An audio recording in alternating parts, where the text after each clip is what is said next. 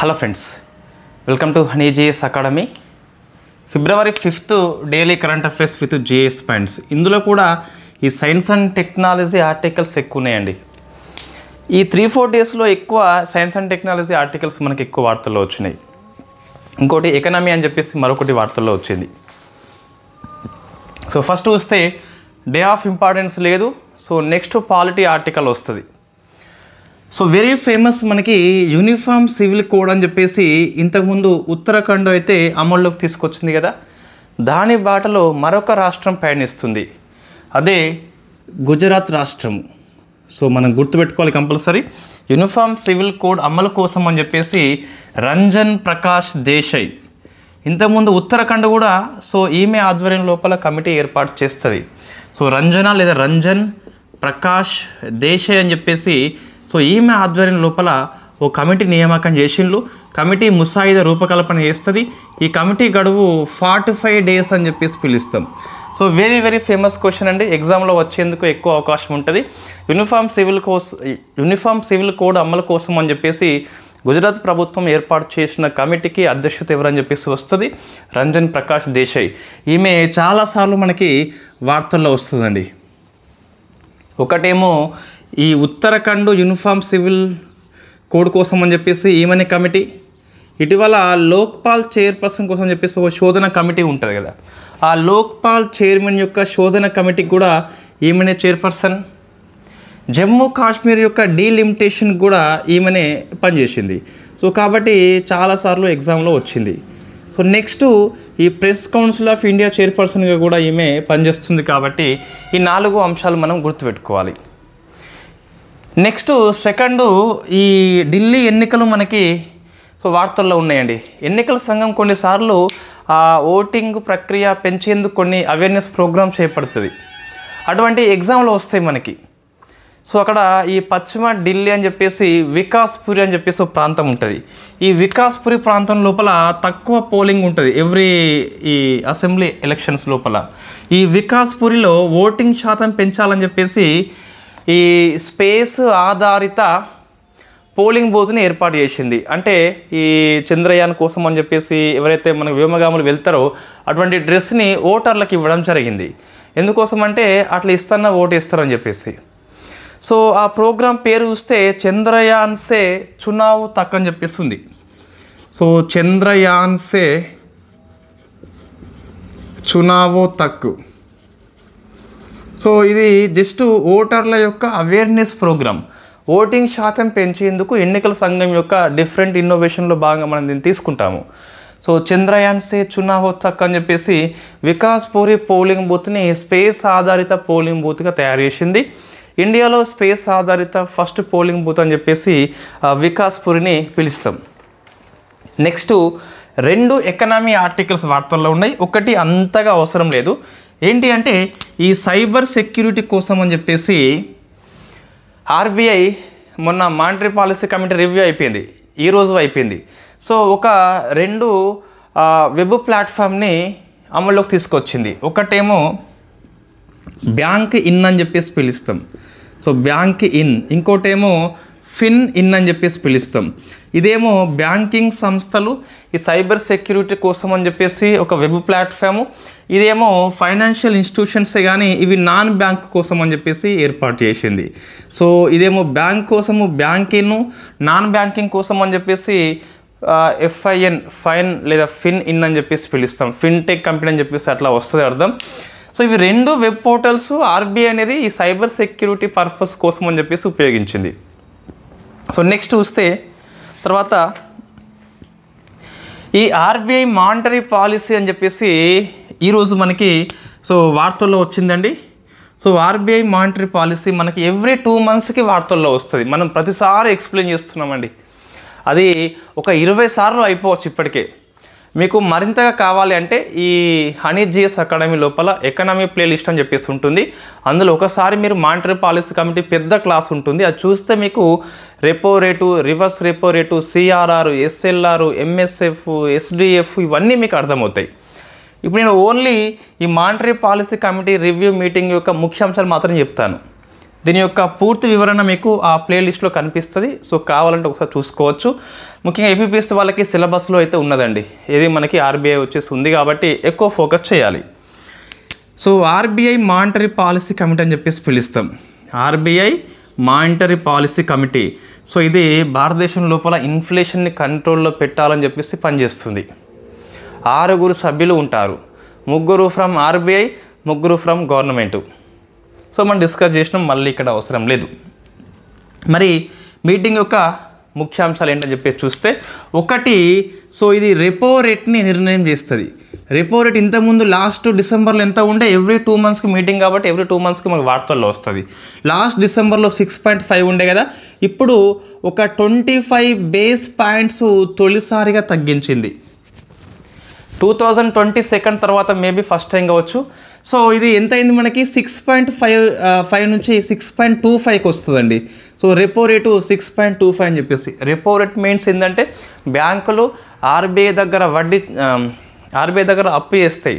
So అప్పు మీద RBI వడ్డీ విధిస్తుంది. దాని పేరు రెపో రేట్ అని చెప్పేసి పిలుస్తాం. అది ఎక్కువ చేస్తే బ్యాంకులు మన మీద ఎక్కువ ఇస్తాయి, అది తక్కువ చేస్తే బ్యాంకులు మన మీద తక్కువ ఇస్తాయి అన్నట్టు. సో 6.25 తీసుకొచ్చిందండి. ఈ రెపో రేటుకు అనుగుణంగా కొన్ని మారుతాయి మనకు. సో దీంట్లో -0.25 తీసిపడేస్తే స్టాండింగ్ డిపాజిట్ ఫెసిలిటీ అని చెప్పేసి పిలుస్తాం, ఎస్డిఎఫ్ అని చెప్పేసి పిలుస్తాం. ఇది 6%గా వస్తుంది. దీనిలోకి తీస్తే ఎస్డిఎఫ్ అని చెప్పేసి వస్తుంది. దీనికి ప్లస్ 0.25 కలిపితే ఒక 2 వస్తాయి. ఒకటేమో బ్యాంకు రేట్ అని చెప్పేసి, సెకండ్ది మార్జినల్ స్టాండింగ్ ఫెసిలిటీ అని చెప్పేసి పిలుస్తాం. ఇవి రెండు ఎంత వస్తాయండి, 6.50 వస్తాయి. వై బికాస్ 6.25కి ప్లస్ 0.25 కలుపుతున్నాం కాబట్టి 6.5 అని చెప్పేసి వస్తుంది. Okay, so what is the standing deposit facility మనం డిస్కస్ చేసినామండి.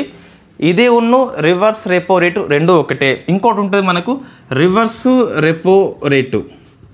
సో రివర్స్ రెపో రేటు ఇది 3.35 అని చెప్పేసి స్థిరంగా ఉంటుంది. సో ఏం లేదు, ఇప్పుడు ఆర్బీఐ దగ్గర బ్యాంకులు కొంత నగదు ఎక్కువ ఉంటాయి. బ్యాంకులు ఆ మిగులు నగదుని ఆర్బీఐ దగ్గర పెట్టుకుంటాయి. ఆర్బీఐ వడ్డీ చెల్లిస్తాయి. ఆ వడ్డీ పేరే మనకి రివర్స్ రెపో రేట్ అని చెప్పేసి పిలుస్తాం. ఇందులోనేమో షూరిటీ ఆర్బీఐ పెడుతుంది, ఇక్కడ షూరిటీ పెట్టదు. What is the main difference between the reverse repo rate SDF అంటే దీనికి ఆర్బీఐ వడ్డీ చెల్లిస్తుంది, దీనికి ఆర్బీఐ వడ్డీ చెల్లిస్తుంది. 3.35 6 ఉందిగా ఇక్కడ. సో మనకి ఎటువంటి షూరిటీ ఇవ్వదు, ఇక్కడ షూరిటీ అయితే ఇస్తుంది మనకి. ఇదేమో కొలెటరల్ ఇవ్వాల్సింది, ఇట్ ఈస్ కొలెటరల్ ఫ్రీ అని చెప్పేసి ఇంగ్లీష్లో పిలుస్తాం అన్నట్టు. సో ఆర్బీఐ ఇటీవల రివర్స్ రెపో రేట్ కంటే 6% అన్న ఎస్డిఎఫ్కే వాల్యూ ఇస్తుంది. వై బికాజ్ ఆర్థిక వ్యవస్థలో ఉన్న అదనపు నగదును పీల్చుకోవాలని చెప్పేసి ఇది మే 2022లో తీసుకొచ్చింది very first time RBI. Standing deposit facility యొక్క ముఖ్య లక్ష్యం ఏంటి అంటే ఆర్థిక వ్యవస్థలో ఉన్న అదనపు నగదును పీల్చుకోవడం. మనము ద్రవ్యోల్బణం కంట్రోల్ కోసము అదనపు నగదు ఆర్థిక వ్యవస్థలో ఉంటే ఏమవుతుందంటే వాళ్ళు కొనుగోలు చేస్తే డిమాండ్ ఇంకా పెరిగిపోయి ద్రవ్యోల్బణం ఇంకా పెరిగిపోతుంది. కాబట్టి ఆ నగదు పీల్చుకుంటే డబ్బులు అయిపోతాయి కాబట్టి వాళ్ళు కొనుగోలు చేయరు, కాబట్టి డిమాండ్ తగ్గిపోయి ద్రవ్యోల్బణం కంట్రోల్లోకి వస్తుందని చెప్పేసి ఎస్డిఎఫ్ని ఇటీవల 6కి పెంచడం జరిగింది. ఇంకా సిఆర్ఆర్ అని చెప్పేసి 4%, ఎస్ఎల్ఆర్ అని చెప్పేసి 18, ఇవి ఇప్పటికంతే ఉంటాయండి, పెద్ద విషయం కాదు ఇదంతా. సో ఇది ఒకటి విషయం మనకి 6.25 అని చెప్పేసి తీసుకొచ్చింది. ఆర్బీఐ తన యొక్క స్టాండ్స్ అని చెప్పేసి 3 రకాలు ఉంటుంది. సో టైట్ మనీ పాలసీ అని చెప్పేసి, లేదా అకామిడేటివ్ పాలసీ అని చెప్పేసి, లేదా న్యూట్రల్ పాలసీ అని చెప్పేసి ఉంటుంది కదా. ఈసారి కూడా గతంలో మాదిరిగానే తన యొక్క న్యూట్రల్ పాలసీని ఫాలో అయింది. సో న్యూట్రల్ పాలసీ అంటే వడ్డీ రేట్ని స్థిరంగా ఉంచవచ్చు, వడ్డీ రేట్ని తగ్గించవచ్చు, వడ్డీ రేట్ని పెంచవచ్చు. నెక్స్ట్ మానిటరీ పాలసీ మీటింగ్ లోపల ఆర్బీఐ న్యూట్రల్ స్టాండ్స్ తీసుకుంటుంది. సో న్యూట్రల్ పాలసీ అంటే ఏం చేయవచ్చు, ఆర్బీఐ వడ్డీ రేట్ని స్థిరంగా ఉంచవచ్చు, తగ్గించవచ్చు, పెరగవచ్చు, 3 రకాలు చేయవచ్చు. దాన్ని న్యూట్రల్ పాలసీ అని చెప్పేసి పిలుస్తాం మనం. న్యూట్రల్ మీన్స్ తటస్థంగా ఉంటుంది, తగ్గేదు, అట్లా చదువుకోవద్దు మనం.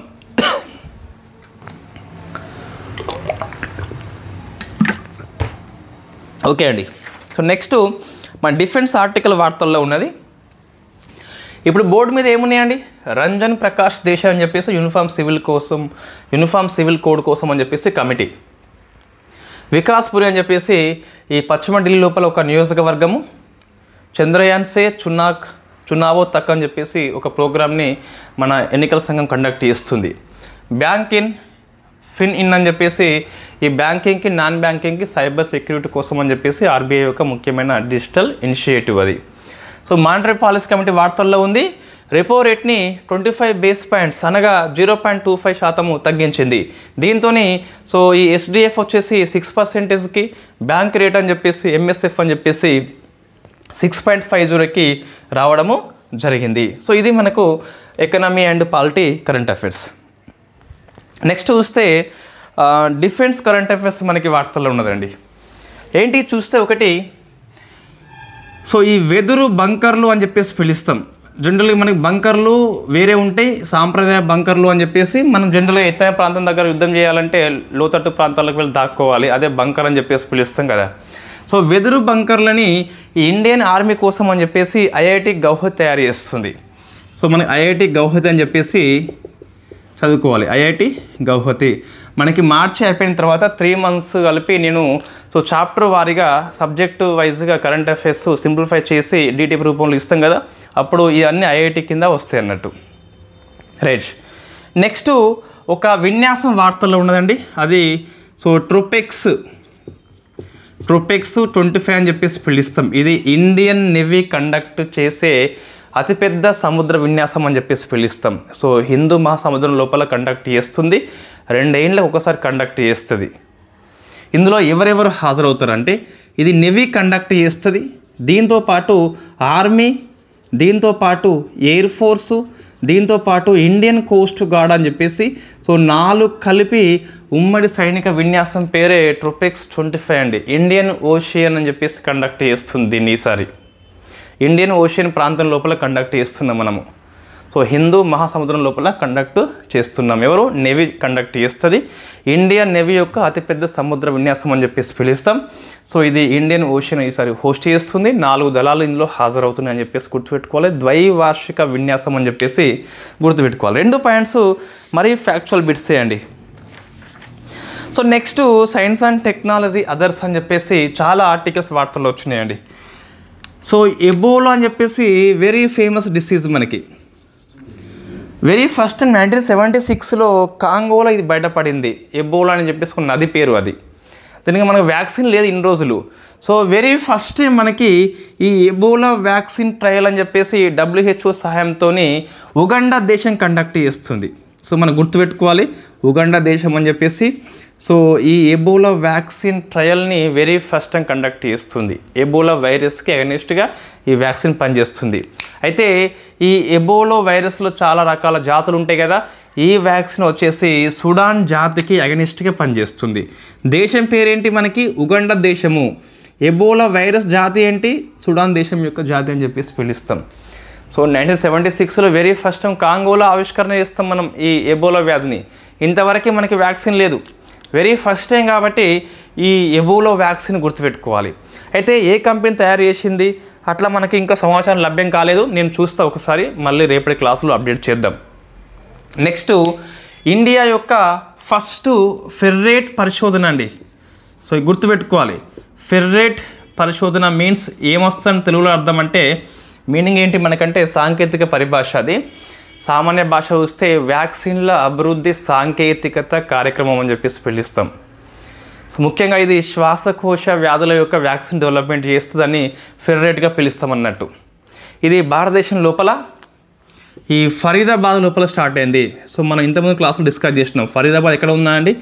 హర్యానా రాష్ట్రం అని చెప్పేసి పిలుస్తాం. సో రాష్ట్రం పేరు వచ్చేసి హర్యానా.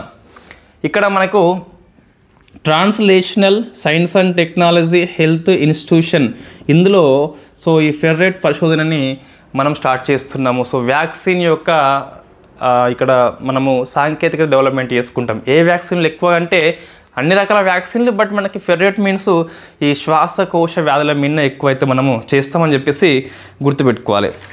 నెక్స్ట్ సో పర్యావరణ అంశాలు మనకి ఇంకా వచ్చినాయండి. ఈ గంజాయి యొక్క నియంత్రిత సాగుని హిమాచల్ ప్రదేశ్ రాష్ట్రం ఆమోదించింది. ఎందుకోసం అని చెప్పేసి చూస్తే వైద్య అవసరం కోసము, పరిశ్రమ అవసరం కోసం అని చెప్పేసి మనం ఏం గుర్తుపెట్టుకోవాలి ఇక్కడ? హిమాచల్ ప్రదేశ్ రాష్ట్రం ఏదైతే ఉందో గంజాయి యొక్క నియంత్రిత సాగుని ఆమోదించింది. అంటే కంట్రోల్డ్ మేనర్లో వేటి కోసము ఆ గంజాయి పెంచుతున్నారంటే ఒకటేమో వైద్యం కోసము, ఇంకోటేమో రీసెర్చ్ పర్పస్ అని చెప్పేసి ఈ పరిశ్రమల కోసం అని చెప్పేసి పనిచేస్తుంది అన్నట్టు. ఇది మనం కంపల్సరీ గుర్తుపెట్టుకోవాలి, గంజాయి సాగు కాబట్టి మనకి వార్తల్లో వచ్చింది. నెక్స్ట్ ఈ PCAF అని చెప్పేసి ఒక కూటమి ఉంటుందండి. ఏంటి కూటమి అని చెప్పి చూస్తే partnership for carbon accounting financial అని చెప్పేసి పిలుస్తాం. So partnership for carbon accounting financials. So ఇది ఒక ఆర్థిక సంస్థ తన యొక్క యాక్టివిటీ ద్వారా ఎంత కార్బన్ ఎమిషన్స్ చేస్తుంది దాన్ని లెక్క పెడుతున్నట్టు ఈ కూటమి. సో ఈ కూటమి లోపల చేరిన రెండో బ్యాంకు పేరు మనకి ఇండియన్ ఓవర్సీస్ బ్యాంక్ అని చెప్పేసి పిలుస్తాం. So Indian overseas bank. ఇంతకుముందు ఫస్ట్ బ్యాంకు మనకి గత సెప్టెంబర్ మాసం లోపల ఉన్నట్ట యూనియన్ బ్యాంక్ ఆఫ్ ఇండియా అని చెప్పేసి ఉంటుంది కదా, అది జాయిన్ అయింది. సారీ అండి. ఏంటి అంటే partnership for carbon accounting financing. ఒక ఆర్థిక సంస్థ తన కార్యకలాపాల ద్వారా ఎంత గ్రీన్ హౌస్ గ్యాసెస్ని బయటకు రిలీజ్ చేస్తుంది అని చెప్పేసి లెక్క పెడుతుంది అన్నట్టు ఆ కూటమి. సో ఆ సాంకేతికత ఈ బ్యాంక్ ఇస్తుంది, అందుకోసం బ్యాంకు జాయిన్ అయింది. ఒక మంచి చర్య మనకి నెట్ జీరో కార్బన్ మనం అచీవ్మెంట్ కావాలి 2070 కల్లా. సో ఆ గోల్లో ఈ బ్యాంక్ కూడా చేరింది మనకు. సో ఇండియన్ ఓవర్సీస్ బ్యాంక్ అని చెప్పేసి బ్యాంక్ పేరు గుర్తుపెట్టుకోవాలి, ఎకనామిక్ కిందకి రాదు. నెక్స్ట్ ఇవి సబ్జెక్ట్ కరెంట్ అఫైర్స్ మనకి పాలిటీ, ఎకనమీ, మిగతా సబ్జెక్టు వార్తల్లో వచ్చినాయి కదా. ఇప్పుడు ఇంటర్నేషనల్ రిలేషన్స్ అని చెప్పేసి వార్తల్లో ఉంది. సో అందులో మనం ఫస్ట్ చూస్తే ఇండియా బంగ్లాదేశం మరొకసారి వార్తల్లో వచ్చింది. So India and Bangladesh. So India and Bangladesh అని చెప్పేసి ఎందుకు వచ్చిందంటే ఈ ఇండియా ఈ సరిహద్దు ప్రాంతం లోపల మనకి స్మార్ట్ ఫెన్సింగ్ అని చెప్పేసి ఏర్పాటు చేస్తుంది. సో స్మార్ట్ ఫెన్సింగ్ అని చెప్పేసి ఏర్పాటు చేస్తుంది. అయితే స్మార్ట్ ఫెన్సింగ్ పట్ల బంగ్లాదేశ్ అభ్యంతరం చెప్తుంది. ఎందుకంటే మీ స్మార్ట్ ఫెన్సింగ్ లోపల నిఘా కెమెరాలు ఉండవచ్చు, సో మీరు నిఘా చేస్తున్నారు మా మీద అని చెప్పేసి అభ్యంతరం చెప్తుంది. Ministry of home affairs Amit Shah ఏమంటారు అంటే మేము రక్షణ కోసమే స్మార్ట్ ఫెన్సింగ్ని ఏర్పాటు చేస్తున్నామని చెప్పేసి మన యొక్క వాదన. అయితే మన ఎగ్జామ్లో వస్తుందంటే ఈ సరిహద్దు ప్రాంతం వార్తలు ఉన్నప్పుడు జనరల్గా సరిహద్దు ప్రాంతం ఎంత మనకి 4098 అని చెప్పేసి పిలుస్తాం కదా. సో ఇది భారతదేశంతో అతి పొడవైన సరిహద్దు దేశం ఏంటని చెప్పేసి వస్తుంది. మొత్తం మనకి 5 స్టేట్స్ ఉంటాయండి. సో ఈ పశ్చిమ బెంగాల్ అని చెప్పేసి, మిజోరం అని చెప్పేసి, త్రిపుర అని చెప్పేసి, అస్సాం అని చెప్పేసి, మేఘాలయ అని చెప్పేసి ఉంటుంది. సో 5 స్టేట్స్ మనం కంపల్సరీ కొన్నిసార్లు ఎగ్జామ్లో వస్తాయి కాబట్టి గుర్తుపెట్టుకోవాలి. 4096 అండి, 96 రైట్. ఇంకోటి ఈ బంగ్లాదేశ్ ఇండియా మధ్య ఒక రక్షణ సంస్థ మనకి రెస్పాన్సిబిలిటీ వహిస్తుంది, అట్లా మన ఎగ్జామ్లో వస్తుంది. సో దాని పేరు బోర్డర్ సెక్యూరిటీ ఫోర్స్ అని చెప్పేసి పిలుస్తాం రైట్.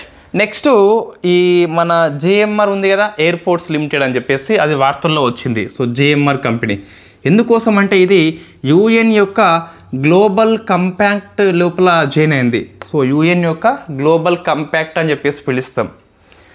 సో కొన్ని భారతీయ సంస్థలు ఇంటర్నేషనల్ లెవెల్లో జాయిన్ అయినప్పుడు అవి గుర్తుపెట్టుకోవాలి. What is the meaning of UNO యొక్క గ్లోబల్ కంపాక్ట్ అని చెప్పి చూస్తే అదొక 10 ప్రిన్సిపల్స్ ఉంటాయండి ఆ గ్లోబల్ కంపాక్ట్ లోపల. ఒకటి మానవ హక్కులకి అనుగుణంగా ఉండాలి, పర్యావరణానికి అనుకూలంగా ఉండాలి, ఇంకా అవినీతి ఉండొద్దు అని చెప్పేసి అట్లా 10 ఉన్నాయి మొత్తం మీద. ఆ 10ని ఇది ఆమోదించింది కాబట్టి ఒక మంచి ఒప్పందం లోపల మన JMR సంస్థ జాయిన్ కావడం జరిగింది. UNO యొక్క గ్లోబల్ కంపాక్ట్ అని చెప్పేసి పిలుస్తాం. సో ఇవి రెండు కూడా మనకు చాలా ఈజీ అండి. ఇక్కడ ఏమున్నాయి మీకు, ఒకటేమో సంస్థ పేరు, ఒకటేమో సరిహద్దు అని చెప్పేసి ఉన్నది అంతే. JMR అనే సంస్థ గ్లోబల్ కంపాక్ట్లో జాయిన్ అయిపోయింది. వివరణ ఇక్కడ ఏముంటుంది, ఏమీ ఉండదు, అది ఫ్యాక్ట్ బిట్ అంతే. నెక్స్ట్ కొన్ని వెరీ ఫేమస్ మనకి ఇంటర్నేషనల్ లెవెల్లో కొన్ని డెవలప్మెంట్ వచ్చినాయండి. చాలా కంట్రీస్ చాలా గ్రూప్ నుంచి బయటకు పోతున్నాయి. సో అవి తరచుగా మనకి ఎగ్జామ్లో వస్తాయి. ఏంటి ఇప్పుడు UN యొక్క హ్యూమన్ రైట్స్ కౌన్సిల్ అని చెప్పేసి ఉంటుంది కదా. అది 2006లో ఏర్పడింది మానవ హక్కుల రక్షణ కోసం అని చెప్పేసి. ఆ యుఎన్ హ్యూమన్ రైట్స్ కౌన్సిల్ నుంచి 2 కంట్రీస్ బయటకు వెళ్ళినాయండి. ఫస్ట్ టైం అమెరికా పోయింది. ఈ అమెరికా పేరు చెప్పుకొని ఇజ్రాయెల్ కూడా బయటకు వచ్చేసింది. So very very famous. ఇవి 2 గుర్తుపెట్టుకోవాలి, తరచుగా ఎగ్జామ్లో వస్తుంది. యుఎన్ఓ యొక్క హ్యూమన్ రైట్స్ కౌన్సిల్ అని చెప్పేసి 2006లో ఇది ఏర్పాటైంది. దీని హెడ్ క్వార్టర్ వచ్చేసి మనకి జెనీవా లోపల ఉంటుంది. ఇందులో 47 మెంబర్స్ అని చెప్పేసి ఉంటారు. వీళ్ళని యుఎన్ఓ యొక్క జనరల్ అసెంబ్లీ అని చెప్పేసి ఎన్నుకుంటుంది. ఒక సంస్థ వార్తల్లో వచ్చినప్పుడు కొంచెం హెడ్ క్వార్టర్ అని చెప్పేసి అది చూసుకోవాలి, మనకి ఎగ్జామ్లో వస్తుంది మెంబర్స్ ఎంత అని. అది యుఎన్ఓ అయితే ఇంకా బాగా చదువుకోవాలి. ఒకటి అండి. సెకండ్ చూస్తే మనకి ఈ WHO నుంచి అర్జెంటీనా బయటకు వచ్చింది. మొన్న అమెరికా వేయింది, ఇప్పుడేమో అర్జెంటీనా వేయింది. అయితే ఇది పోతే పెద్ద WHO ఎఫెక్ట్ కాదండి, ఇది తక్కువ డాలర్స్ ఇస్తుంది కాబట్టి పెద్ద ఎఫెక్ట్ ఏం కాదు. ఇటీవల అమెరికా వేయింది, చాలా ఎఫెక్ట్ అవుతుంది. ఎందుకోసం అంటే అమెరికా సుమారుగా $950 మిలియన్ ఇస్తుంది WHOకి 1 ఇయర్లో. సుమారుగా WHO ఫండింగ్ మొత్తంలో 15% అమెరికానే. అమెరికా పోతే ఎఫెక్ట్ అయింది, ఇది పోతే పెద్ద ఎఫెక్ట్ ఏం కాదు, బట్ మనకి ఎగ్జామ్లో ఎఫెక్ట్ అవుతుంది, గుర్తుపెట్టుకోవాలి. అమెరికా అర్జెంటుగా WHO నుంచి బయటకు వచ్చేసింది. సో థర్డ్ చూస్తే economy community of western Africa అని చెప్పేసి ఉన్నది. Economic community of the western Africa states అండి. ఇది మన లాస్ట్ ఇయర్ కరెంట్ అఫైర్స్ మీరు చూస్తే మనం డిస్కస్ చేసి ఉన్నాము. అప్పుడు ఏమన్నదంటే ఒక 3 దేశాలు మేము బయటకు వస్తున్నాం అని చెప్పి చెప్పడం జరిగింది. ఇది పశ్చిమ ఆఫ్రికా దేశాల యొక్క ఆర్థిక సహకార కూటమి అని చెప్పేసి పిలుస్తాం. అవి ఒకటేమో బుర్కినా ఫాసో, సెకండ్దేమో నైగర్, థర్డ్దేమో మాలి. ఈ 3 దేశాలు లాస్ట్ ఇయర్ బయటకు వచ్చినాయి. అప్పుడేమో అనౌన్స్మెంట్ చేసినా, ఇప్పుడేమో అఫీషియల్లీ బయటకు వచ్చినాయట, కాబట్టి మనకి వార్తల్లో వచ్చింది. ఈ 3 దేశాలు వచ్చేసి ఒక కొత్త కూటమి ఏర్పడ్డాయి. అవే సహేలీ స్టేట్స్గా పిలుస్తాం. సో సహేలీ స్టేట్స్ అని చెప్పేసి ఒక రక్షణ కూటమి అండి. ఇదేమో ఎకనామిక్ కూటమి అయితే ఇదేమో రక్షణ కూటమి అని చెప్పేసి పిలుస్తాం. సో బుర్కినా ఫాసో, నైగర్, మాలి గుర్తుపెట్టుకోవాలి. మీరు కనుక 2024 year round up IR notes చూస్తే చాలా బేసిక్ ఫ్యాక్ట్స్ మీకు కవర్ అవుతాయండి. ఓన్లీ మీరు అప్డేట్ చేసుకుంటూ పోవాలి అంతే. గవర్నమెంట్ పాలసీ కూడా 24 అప్డేట్ చాలా అద్భుతంగా ఉంది మనది. రైట్, మనం ఎక్కువ మార్కెట్ చేసుకోలే, ఎక్కువ ప్రచారం చేసుకోలే కాబట్టి ఎక్కువ మందికి పోలే, కానీ కంటెంట్ విషయంలో మిగతా వాళ్ళతో పోలిస్తే చాలా మెరుగ్గా అయితే ఉంటుంది, మనం చెప్పగలం కంపల్సరీ. సో ఇవి 3 వెరీ వెరీ ఫేమస్ అండి. ఇది హ్యూమన్ రైట్స్ కౌన్సిల్ నుంచి అమెరికా, ఇజ్రాయెల్ 2 బయటకెళ్ళినాయి. WHO నుంచి అమెరికా ప్లస్ అర్జెంటీనా బయటకు వెళ్ళింది. Economic community of the western Africa state నుంచి బుర్కినా ఫాసో, నైగర్, మాలి బయటకెళ్ళినాయి.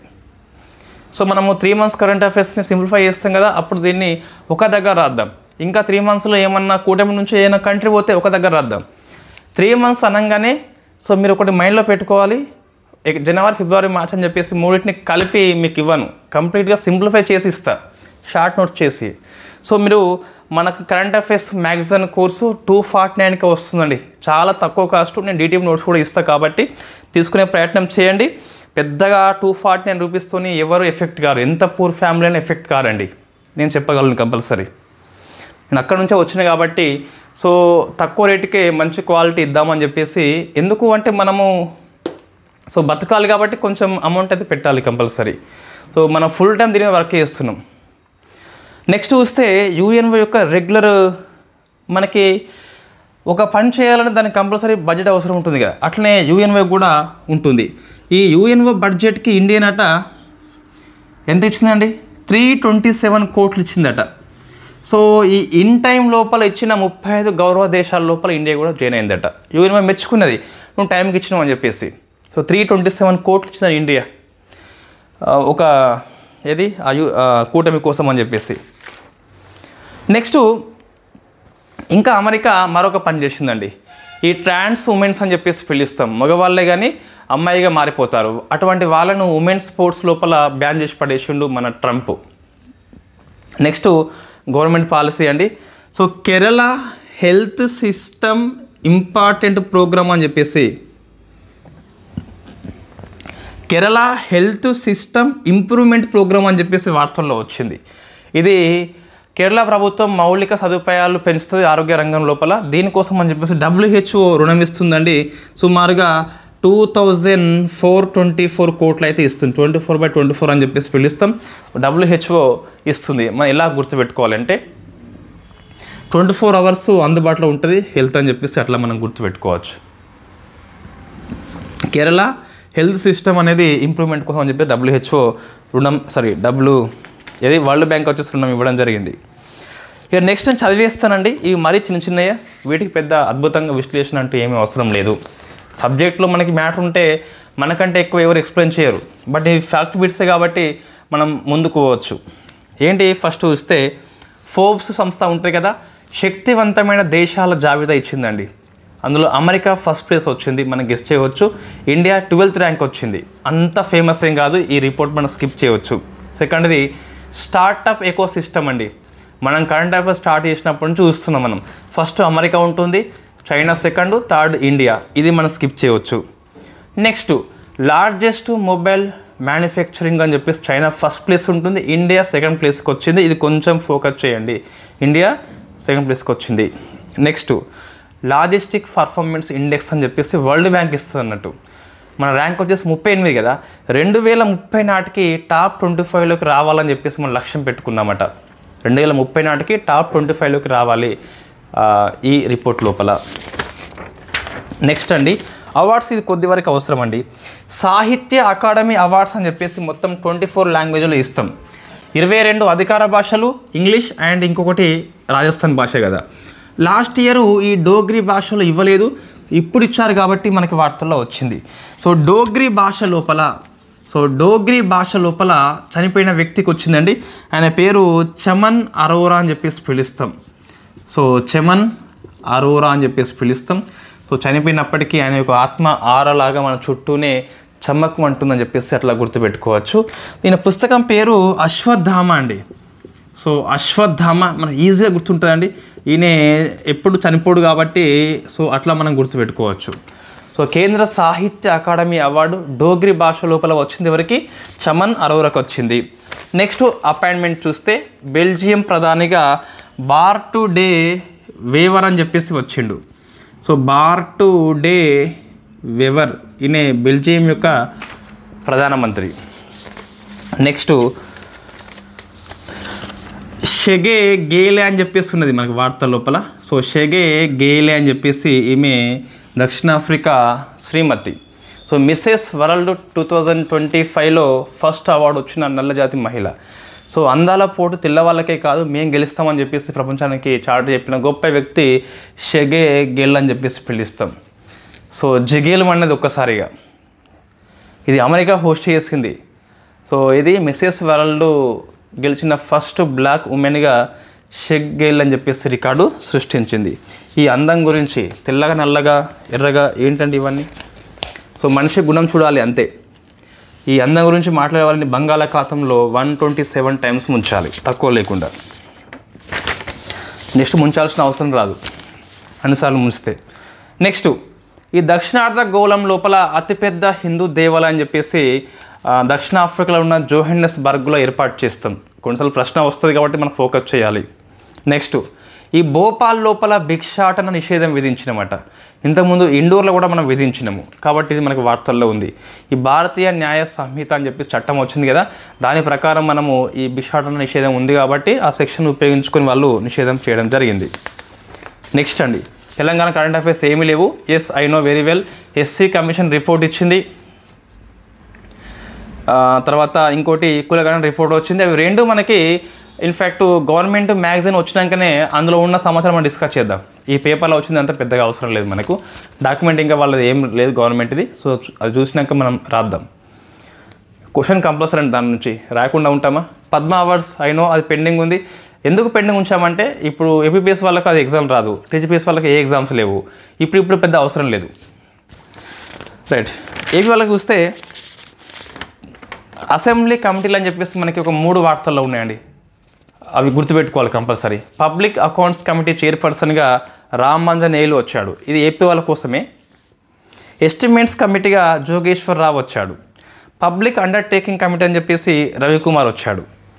నెక్స్ట్ ఈ పార్లమెంట్ మనకి మీటింగ్స్ ఉన్నాయి కదా, కొబ్బరి ఉత్పత్తి మీద రిపోర్ట్ వచ్చింది. So first rank goes to ఇంకేం ఇవ్వలేదు దాంట్లో, బట్ ఇండియా ఫస్ట్ ర్యాంక్ ప్రపంచం లోపల, ఏపీ వచ్చేసి 4th ర్యాంక్ వచ్చిందండి.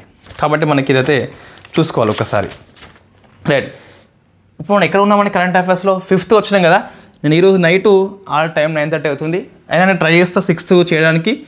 సో మళ్ళీ కరెంట్ అఫైర్స్ బుధవారం లోపు నాకు ఎప్పుడు టైం ఉంటే అప్పుడు చేస్తానండి. ఎందుకోసం మన రేపటి నుంచి మా కుల దైవం మల్లన్న దేవుడు అని చెప్పేస్తుంటాడు.